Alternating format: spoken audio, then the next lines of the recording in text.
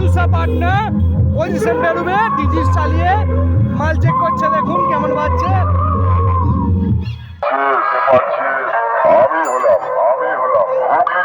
হুগলি জেলার আলুসার অমিত সাউ।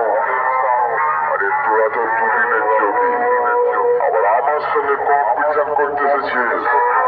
শোন শোন, আগে গ্রামে গ্রামে গিয়ে কম্পিটিশন দেখে আসবি, কম্পিটিশন কেমন ভাবে করতে হয়, তারপর আমার সামনে আসবি, বুঝলি?